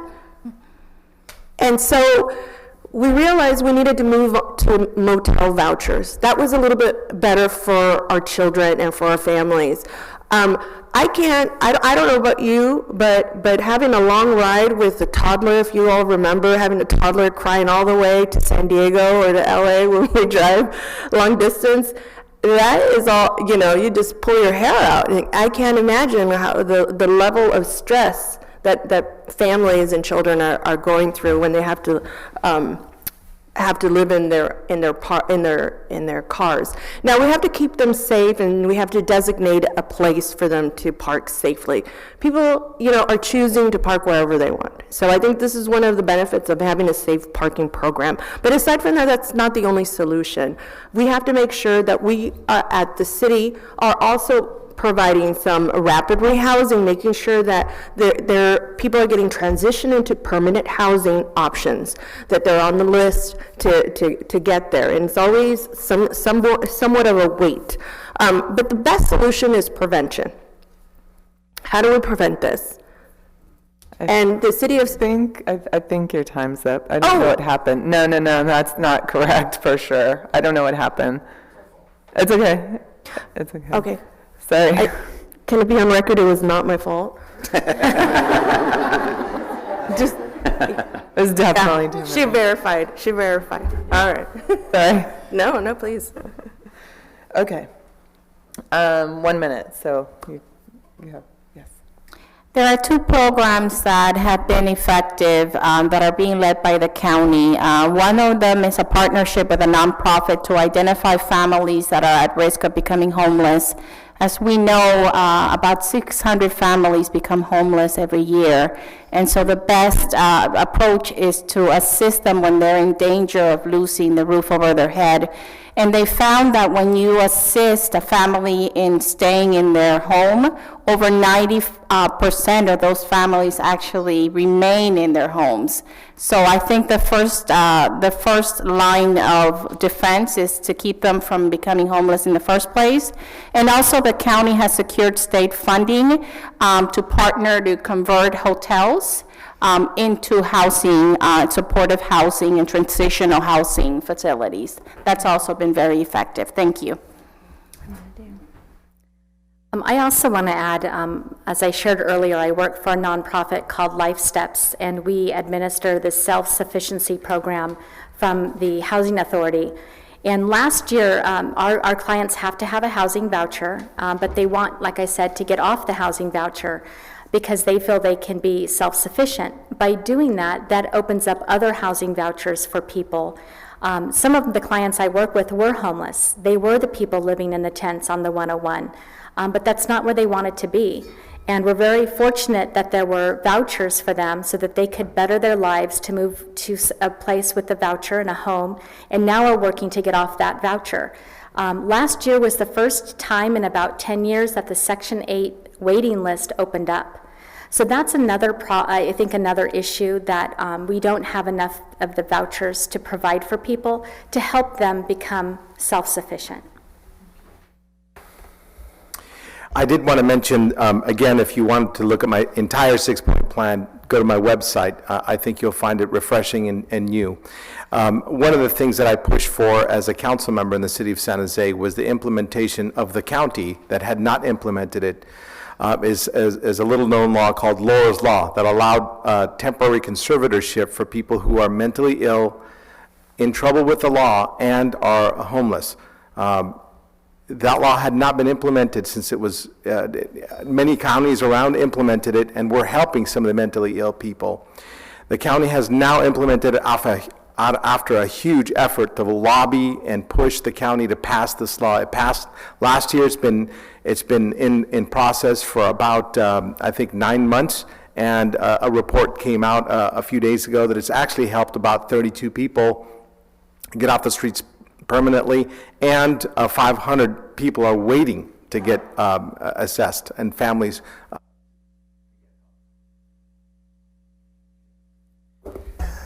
So one of the things that we have to fight is the NIMBYism as well. I mean, not the not in my backyard aspect of it. Like I said, in Morgan Hill we have a safe parking program, but we need to make sure that we do that throughout the county, and we all bear the responsibility, because again, we can't just keep having doing things 15 different ways and having the county being the 16th way. And we can't all just look at the county for the answer either. So we have to work together. So then that kind of brings it back to what I was talking about, is making sure that we work in a collaborative manner and bringing everybody to the table. Similarly to what we did during COVID, you know, Supervisor Chavez organized every Saturday, the mayors of the county would get together via Zoom to talk about how we can implement more testing programs, and then once the vaccines came out, to have how can we make sure that we get vaccines out to everyone. So something similar to that is what we have to do, because this is as much of a issue and a concern as the COVID crisis. The element that I believe is missing from our county is shelters. We don't have enough shelter space. So if we want to get folks off the street, we have to offer them a place to stay. And there just isn't that capacity anymore. So we have to make sure that not only do we respect the housing first strategy that a lot of homeless advocates prioritize, but we also have to, the very right now, right? The permanent housing sometimes is impossible, and I've seen it in drug court. I worked there for a couple of years, and folks just wait for a little too long. They're not able to get their children back. I mean, it just gets so complicated. So we have to make sure that we have rapid rehousing. I'm really proud that I voted on 1,000 rapid rehousing units for the city of San Jose, and they're going to be evenly spread out throughout our city so that one area isn't burdened. And it has to be non-segregated. Okay.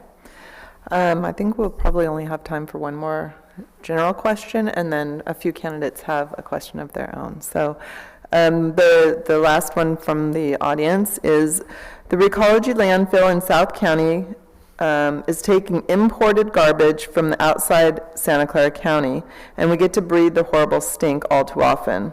Will you promise to ban importing garbage from outside our county? Okay. This one goes to you first, yes. What a great question to have first. So the Recology landfill that is in South County, I believe, has been there for a long time. Am I correct on that? Do you know? So I believe it's been there for a long time, and the communities that are dependent upon that are dependent upon a place to take their garbage. You know, I know about this issue well, because in San Jose, up on Coleman Avenue in Almaden, in the 95120 zip code, there's also a recycling and garbage center there. And that center has been there since the 1920s. But now we've developed all around there, and the neighbors do not want that site to be open anymore. They want it to close. And I know that they've said they want all of the waste to come down here, and we've said, no, that's not fair. We all have to share in making sure that there's places for our landfills. I think that I would be open to, if elected, to looking at other alternatives. I think we need to do more in recycling and do more in reusing, so we're not having to be so dependent on these types of facilities. So I think if I was elected, I would work with you to see what other alternatives we have. But I do think that collectively, we're all part of the problem, and we all need to work together so that we don't maybe take care of this one, and if we shut it down, we're only going to create a burden for somebody else. And we have to be very thoughtful in doing that. Well, I was a council member at the time when Milpitas decided to send their garbage to the Almaden Valley Guadalupe landfill. Thank you. And all the people in the area wanted me to shut the landfill down. Well, the problem is they had the rights to operate for 55 years. And for me to do that, it would have been illegal. I would have either had to come up with the money to pay for the land, which the city of San Jose wasn't capable of doing, paying for 600 acres in Almaden Valley. You know, I worked with the community. Not everybody got what they wanted, but I did make sure when I was talking to the city of Milpitas, I literally talked to the mayor and city manager, and what we did was I convinced them that they actually could save a lot of money and gas by taking their landfill, the refuse, to a different landfill facilities. I literally drew Google Maps for them, and I showed them that they can save about 5 minutes per trip. And it actually saved the city of Milpitas millions of dollars. So again, I delved into the numbers. The city of Milpitas ended up deciding to take it to a different landfill. But that's the kind of things that you need to look at. Look at the details. Would it be cheaper for those people trying to import the garbage to take it to another landfill that's closer and basically it's more environmentally, it's better environmentally speaking, it may cost less. So those are the kinds of things that I could delve into when looking at this problem. But it's not an easy problem to fix. I could tell you if it is faster for the city of Seaside to send their garbage here, that might be the right solution, and I actually need to look at the numbers, if you will, before I can answer that question in any cognitive way. Yeah, and I feel the same way. I don't really have a strong grasp on what the numbers would be, but I can tell you that if there's a capacity for Recology to take the garbage, I would say take it. because there would be no other reason to have it be sent to another facility, that the facility that is closer to wherever that jurisdiction would be sending it doesn't have that capacity. I would also make sure that we are recycling more. I mean, right now, I believe the percentage of what is getting recycled from the recyclables that we put in on the curb every 2 weeks here in Morgan Hill is like 1 or 2%. It is dismally low.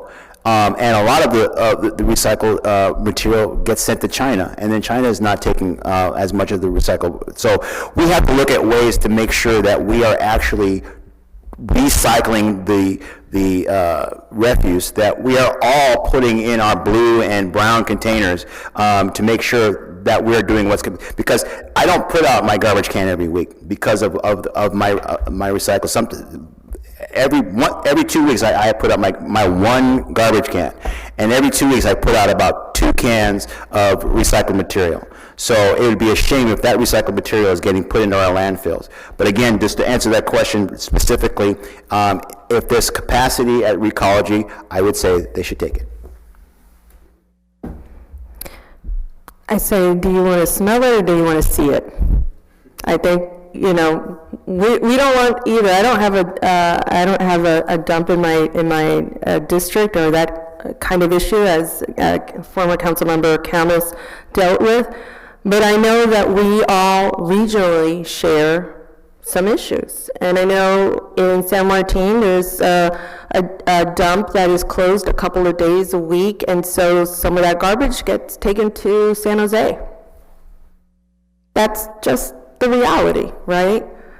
And so, you know, without knowing additional information, I would say that we have to take a look at some of the alternatives, and you know, analyze them and see what those maybe consequences that we haven't thought about, what those would be.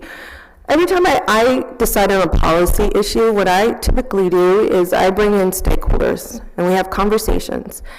And not just stakeholders that agree with me, stakeholders that don't agree with me, because I want to see I want to learn and understand their perspective, because it just adds to the quality of the policy that you're putting out. So for me, I would look at those alternatives by going through a process of bringing in stakeholders.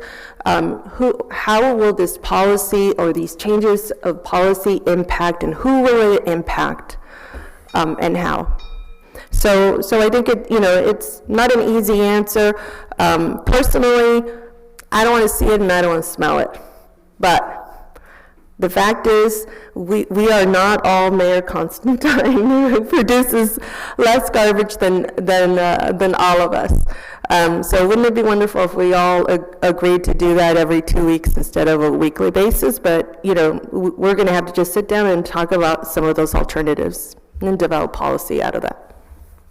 Thank you. In the interest of time, as your representative, as a registered nurse that is committed to the health of my community, and if I'm elected to Board of Supervisors, I will make sure that we examine any source of toxicity for our community with an eye to addressing those issues. South County is literally the dumping ground of Santa Clara County, and as a resident and mother and wife, I will fight with everything I have to ensure that is no longer the case. Representation matters. Thank you. Anybody like an additional minute? Okay. So we'll move on to questions that the candidates themselves brought this evening. And so you're not going to ask yours. Okay. Are you going to ask one? Okay. Sure. Okay. So we will start with you. Would you support raising any new taxes, including extending any that are about to sunset or that are going to sunset? I'm assuming that I'm first? Yeah. Okay, we're doing that. Thank you. I guess it would depend on the tax.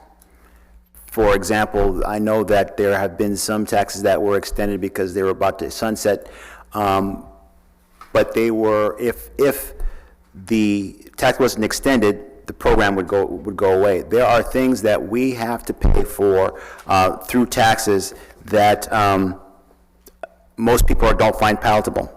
And what I mean by that is that you would probably say we're overtaxed. I would agree. California, we're taxed very heavily. Everything we do, except breathing air, is taxed. But one thing that this county has shown, and the people in this room have shown, that when it's for something that we believe in, we vote for it. Measure B is a good example, and I call it the good Measure B because there have been some bad Measure Bs that have come up with. Measure B that I'm talking about is the transportation measure that we voted for in this county in South County to impose on ourselves because we wanted to get our transportation, we wanted to make our transportation better. However, we haven't reaped the benefit of that. That's something that I'm continuing to fight for as a member of the VTA board that has been maligned here on this dais. But I am fighting to make sure that those dollars are spent correctly. Another measure that has been voted by the public is Measure A, something that here in Morgan Hill we avail ourselves of. Measure A to provide housing. We have a project that is providing 73 units for people from farm workers to people who have recently been unhoused, to people that meet the 50% threshold as far as low income. So there are things that we pay for and we will tax ourselves for because they're for the good of the people. So if it's a tax that provides services, I think it should be done. Okay, so the Measure A is going to sunset. I would absolutely support it once again. I campaigned for it. I also campaigned and supported Measure E. I believe that this is the one that you didn't support, Councilmember Camus. When we want to make sure that there are changes in our society, we have to invest. So Measure E, which I supported, now provides housing, rapid rehousing, prevention dollars, housing for those survivors of domestic violence and sexual assault. It provides a solution to the problem that we all are seeing. Do I see that as irresponsible? Absolutely not. I see that as being accountable and responsible to the community that we live in, because those prevention dollars, those solutions that we invest now, we're going to see that in the long term. When we weren't investing, I'll say in the 80s and 90s, because of whatever ideology, I mean, look at what we are now. Now we are in a place where working class families can't purchase a home. They can't stay with their grandparents. My kids may not be able to afford to stay in San Jose. So we have to make sure that we support those folks who are struggling so that we can prevent future issues and higher costs. So yes, I'm not going to say yes to every tax. Obviously, I think that there's a level of responsibility, but I don't think it's irresponsible to support something that we see as a social issue that we are all need to contribute. Thank you so much. I think we have to recognize that many businesses were lost to this pandemic, irretrievably lost. And I think our community is facing tax fatigue because of the loss of revenue that some of these businesses provided. I would be more likely to extend an existing tax if it funds programs that have a proven track record to provide for our public good. Less likely to tax at a time where so many have lost their businesses and their livelihood. I hope that's clear enough. Thank you. So I think it's a really good question.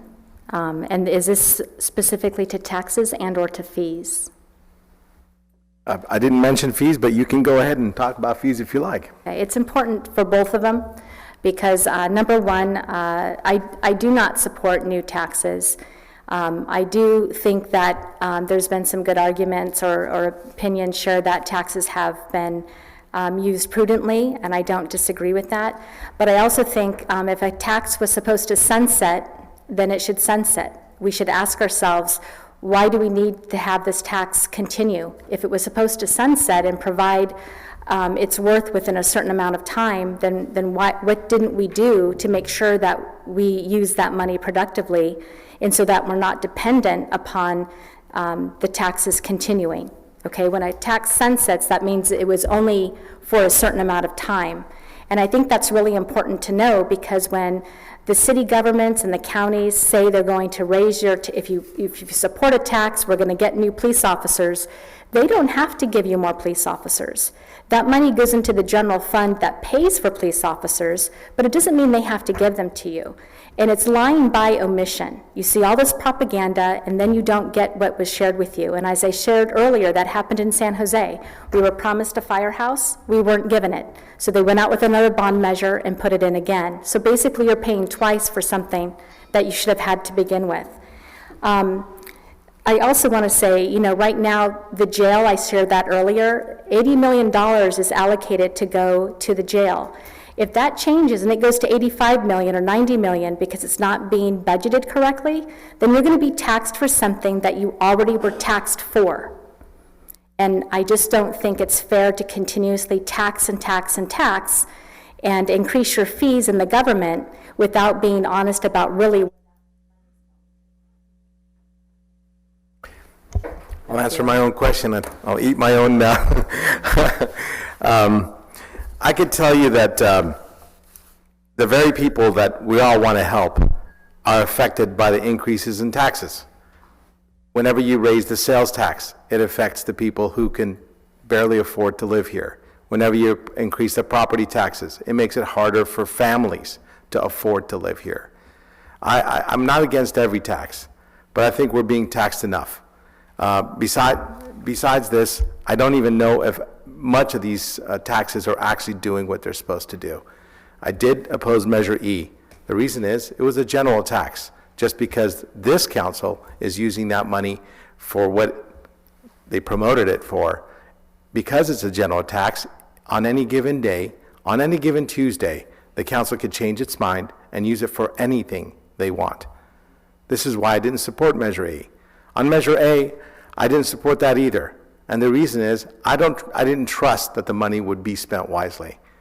Measure A was supposed to build 4,800 units in 10 years. It was passed in 2016. We have less than 300 units that are open. They say that they have tons of them funded. But I could tell you this. Before I got off of council, we approved literally about 11 projects already. And now the county is claiming that they funded those projects. They may have funded those projects, but they were already approved. So it was a smoke and mirrors game. I want to make sure that we actually get results for the tax money we spend. Unless a tax actually comes through for what it was decided to do, I would never extend it. And I'm not going to be supporting new taxes. Do you want to ask it? Okay, in the interest of time, I think we'll move on to the closing statements. So you will have 3 minutes each to conclude, and we will start again. We left off with you, Okay, Mr. great. Constantine. Well, thank you very much, and thank you to my fellow candidates for your time this evening and your thought-provoking answer to the question. And I want to thank everyone in the audience for your questions and being here tonight and listening to us and really giving a thought to whom you want to vote for. It is very important to make sure that when you make the decision to vote, that you take into account who's going to take your interest at heart. I can tell you that as the current mayor of Morgan Hill, as somebody who has spent time not only on the dais here for nearly 12 years, being a public servant, but also as a firefighter, I have the empathy and the leadership that I think is needed to run the biggest county or the biggest district in the county. District 1 has 70% of the landmass of the entire county. In that landmass, in that district, we have agriculture, we have open space. We have more agriculture in this region than other districts, and I'm talking about District 5. People probably will say, well, we have more acreage. That land isn't farmed. That land is used for grazing, it's used for bike riding, it's used for other things. It's not really used for agriculture the way we have it. So we're unique in this area, and making sure that we have representation from this area to represent this area in a way that I think is needed. I talked about the widening, and I saw some eyebrows go up because a lot of people are thinking, well, we don't need to have more cars on the road because of that putting out more greenhouse gases. But we have to remember that more car companies are producing electric vehicles than ever before. It's going to double again in the next coming years. More and more cars on the road today are going to be EVs. They're not going to be producing. So we have to make sure that we are prepared for that. Again, making sure that when we make decisions on today, that they have far-reaching ramifications in the future. We just can't think in our small little window of our term limits. A lot of politicians think, I'm going to do something, I'm going to make something that's going to make a big splash so that I can get reelected in 4 years. I've never taken that approach. My approach is always, how is this going to affect my daughter when she's older? How is it going to affect her kids when they're born? How is it going to affect people 10, 15, 20 years down the road? These are things that we have to think about. I've never been one to say or do something that will protect or make sure that I'm reelected. So that has been my mantra from day one, and I will continue that through. So again, I appreciate your time and your thoughtful questions, and thank you very much. You didn't have to turn off my mic. So I had a really good time being here, interacting with all of you. I see the expressions on your face. We're giving feedback. We're seeing each other in IRL, as my kiddo says, in real life. I know. I can't stand that there's an acronym for that. But this pandemic has really shifted and made changes in all of us, right? It has allowed us to appreciate each other, maybe the services that we expect from our government, and the community that supports you. And so one of the things that I can assure you is that I have the kind of experience with our community because I've been serving them for more than 25 years. I know, I look young, but believe me, I've been serving them for more than 25 years. My heart is in this. I've chosen this as a profession. I could be making some additional money elsewhere with a master's, but I've decided this is my profession, not as a politician, but as a public servant. And I'm very thoughtful with the policy. I know I'm not interested in re-elections or things of that sort. I don't have that kind of ego, but what I do have is a wish to serve and to have our community be a better place, not only for my children, for my children's children, for your children's children. And I'm not competing with my candidates up here. I don't feel that they're my competition because what I'm running for is to serve you. I'm running for you, I'm running for our community, and I'm running for generational change. Because we are at a point where we can really do a lot of resets in our systems by having very smart policy that maximizes and leverages the resources with partnerships. And I have a track record of doing that. I've worked with different systems, the County Office of Ed, we've produced results. I've worked with the county through joint meetings as chair of Neighborhood Services Committee. I'm developing a master plan for our children and youth. I've established a Bill of Rights for them. I've established a different service delivery for survivors of sexual assault and domestic violence. It's a once-in-a-lifetime kind of changes that will create generational changes. This is what I'm interested in. And if you would like to be part of that, I ask you humbly to support and vote for me. Thank you. Thank you so much. When I was first elected to Morgan Hill Unified School Board, I was approached by a group of migrant and immigrant rights social justice groups that were experiencing issues with our local police department.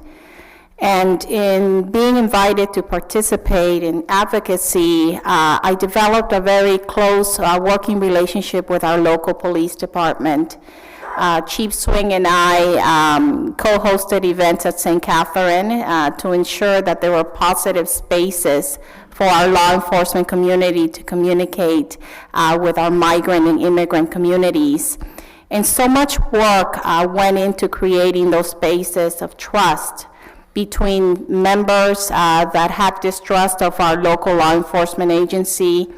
And there was so much positive work that a number of issues were addressed, and I'm very proud of that because I know that so many of us have concerns about public safety. And at the county level, I want to really address issues of law enforcement to ensure that we're building bridges so our community members can feel safe, that they can trust those entities that are there to protect them. I also want to share with you that as a wife of an educator, I really want to address the mental health needs of our children. We've had numerous fentanyl deaths in our county, which is tragic. And I think that the county is very well positioned to address these issues as a safety net provider. I have the experience, again, having served at the county level, at the County Office of Education, an entity that is a safety net program provider. I have been endorsed by Senators Jim Bell, Bill Monning, Dave Cortese, and many others that believe that the experience of a working RN and also an elected with a proven track record of collaboration is what we need at this time. So I would just say, when you're looking at that ballot, vote for the nurse. Thank you.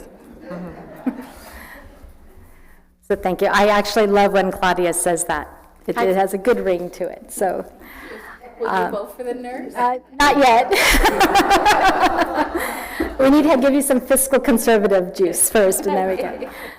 So my name is Danelle Fedor, and of course I believe that I'm the best candidate to represent you at the supervisor level.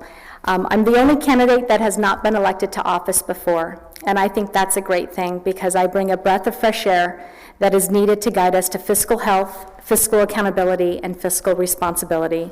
Without fiscal health, we have nothing. All the wonderful things that Claudia has talked about, and Sylvia and Rich, and Johnny, we have nothing if we do not have fiscal health. We cannot provide for anybody.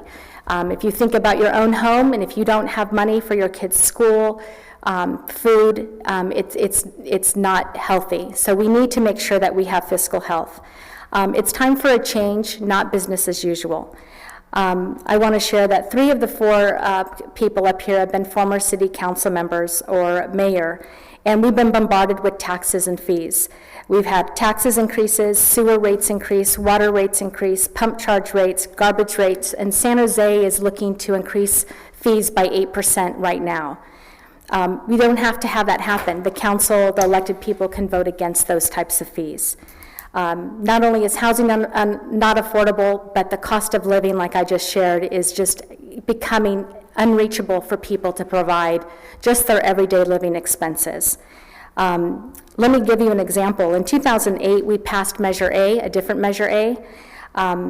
It's still continuing, and it's 50% overrun and delays. Okay?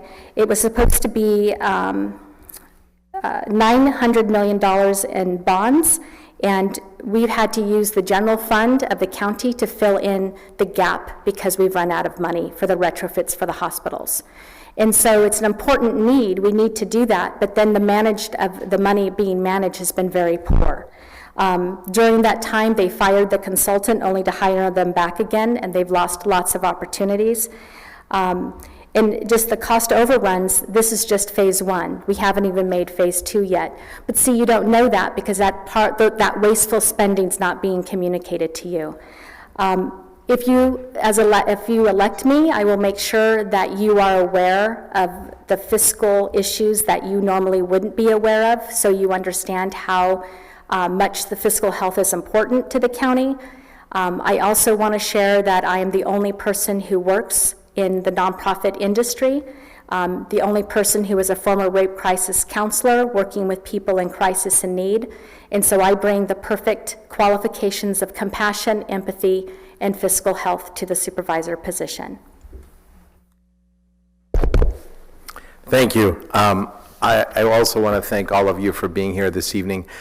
You know, I do live in San Jose, and a lot has been said about, you know, we need somebody here from South County. I used to represent the south part of San Jose, if that's good, but I wanted to also thank, you know, so many people have embraced my campaign.